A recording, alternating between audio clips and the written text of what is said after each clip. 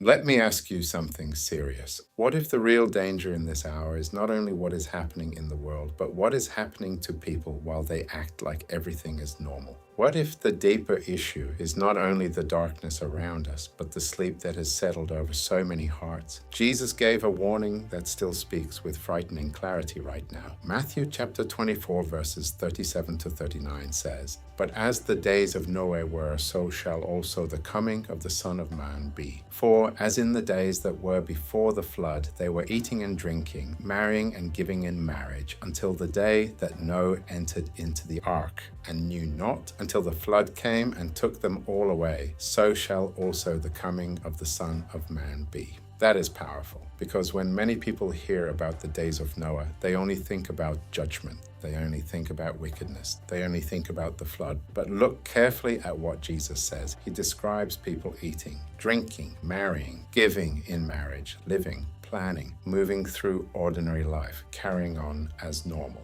And they knew not until the flood came. That means the danger was not only corruption. The danger was blindness. The danger was unawareness. The danger was that people were so absorbed in normal life that they could not discern the hour they were living in. And that is where this gets serious, because not every sleeping person looks rebellious. Not every sleeping person looks violent. Not every sleeping person looks openly opposed to God. Some just look busy. Some just look distracted. Some just look settled into a routine that has no spiritual watchfulness left in it. And that is how sleep can grow. Quietly, gradually, almost politely. A person can still function, still talk, still post, still go to church, still know the language, still look fine on the outside. But inwardly, something has gone dull. Something has gone numb. Something has stopped trembling at the word of God. And the question is not only whether that happened in Noah's day. The question is whether it is happening now. Because if we are honest, this generation is full of movement, noise, entertainment, reaction, information, scrolling, distraction, and self-absorption. People are consuming more than ever, but discerning less. Hearing more voices than ever, but becoming less sensitive to the voice of God. And the Bible does not leave us guessing about what that kind of age would look like. 2 Timothy chapter 3, verses 1 to 5 says,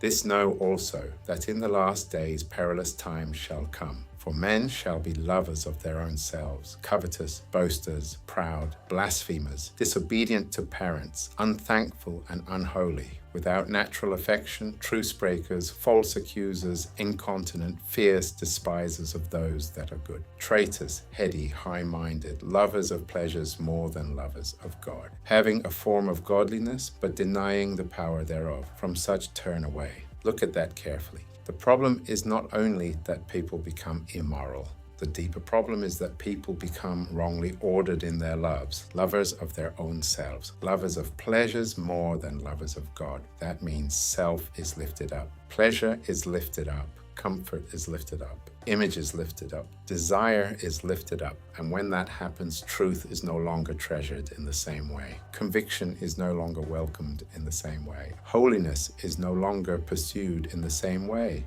A culture can keep talking about morality while denying the power of true godliness. A person can have the appearance of religion while the heart is drifting further and further from God. And brother, sister, this is where the message must turn inward, because this is not only about the world out there. This is not only about the culture. This is not only about what they are doing. This is about us asking a hard question before God. Have I become more entertained than watchful, more informed than prayerful, more reactive than surrendered, more familiar with Christian language than broken before God? Because sleep does not always begin with open rebellion. Sometimes it begins with neglect. Sometimes it begins with distraction. Sometimes it begins with a heart that no longer guards its own condition. And this is why the Bible warns us that suddenness can come while people feel secure. 1 Thessalonians chapter 5, verses 2 to 6 says, "For yourselves know perfectly that the day of the Lord so cometh as a thief in the night. For when they shall say peace and safety, then sudden destruction cometh upon them, as travail upon a woman with child, and they shall not escape. But ye, brethren, are not in darkness, that that day should overtake you as a thief. Ye are all the children of light and the children of the day. We are not of the night nor of darkness. Therefore let us not sleep as do others, but let us watch and be sober. That is a sobering word.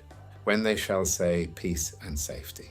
In other words, people can feel settled at the very moment they should be alert. They can feel calm while being spiritually compromised. They can feel secure while drifting. They can say everything is fine while the soul is asleep. And this is what many people miss. The absence of visible crisis does not mean the absence of spiritual danger. A person does not have to be in scandal to be asleep. A person does not have to be in chaos to be asleep. A person does not have to look broken outwardly to be drifting inwardly. The enemy does not need everyone to collapse publicly. Sometimes it is enough that they become numb privately. And that is why Paul says, therefore let us not sleep as do others, but let us watch and be sober. That is not the language of panic. That is the language of spiritual clarity. And this is where Jesus becomes even more direct. Mark chapter 13, verses 33 to 37 says, Take ye heed, watch and pray, for ye know not when the time is. For the Son of Man is as a man taking a far journey, who left his house and gave authority to his servants and to every man his work, and commanded the porter to watch. Watch ye therefore, for ye know not when the master of the house cometh, at even or at midnight, or at the cock crowing, or in the morning, lest coming suddenly he find you sleeping. And what I say unto you, I say unto all, watch. Listen to the weight of that. Take ye heed, watch and pray, not panic and speculate, not obsess and performing, not pretend and drift, watch and pray. That means guard your heart, stay awake before God. Refuse spiritual carelessness. Refuse inward drift. Refuse the kind of life that keeps you busy in public but empty in private.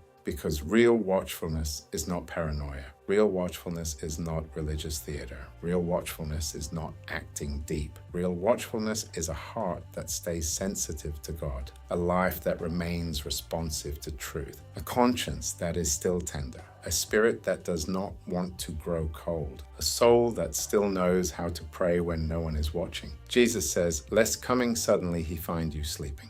That means sleep is possible, drift is possible, numbness is possible, and that is why this warning matters. Not so we can fear, not so we can perform, but so we can wake up and remain awake. So how does a believer stay awake in an age like this? The answer is not noise. The answer is not endless reaction. The answer is not chasing every headline. The answer is the word of God, prayer, and honest obedience. Psalm 119, verse 105 says, Thy word is a lamp unto my feet and a light unto my path. That is the answer. The word of God keeps the path clear.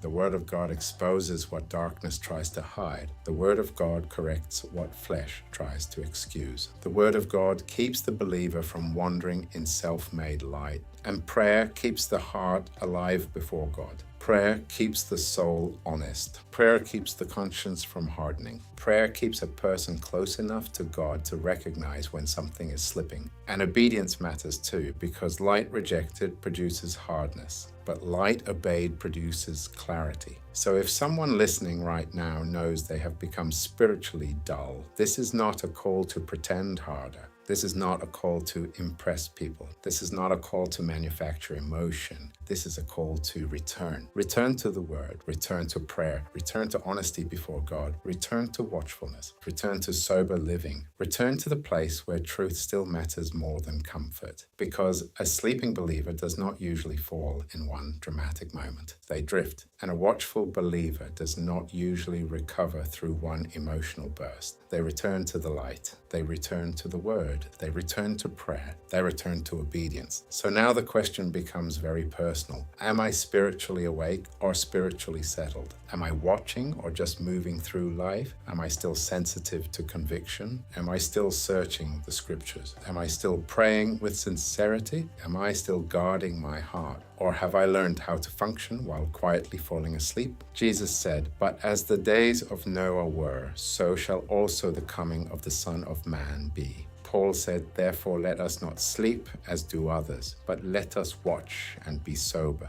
And Jesus said again, and what I say unto you, I say unto all, watch. So let that word search you today. Before the flood came, people ignored the warning. Before suddenness comes, many ignore the drift. Do not let normal life put your spirit to sleep. Do not let distractions steal your watchfulness. Do not let comfort silence conviction. Do not let this age shape your heart more than the word of God. Stay awake. Stay prayerful, stay in the Word, stay sober, stay ready. And above all, stay close enough to God that if sleep tries to settle over your heart, His truth will wake you up, tall up.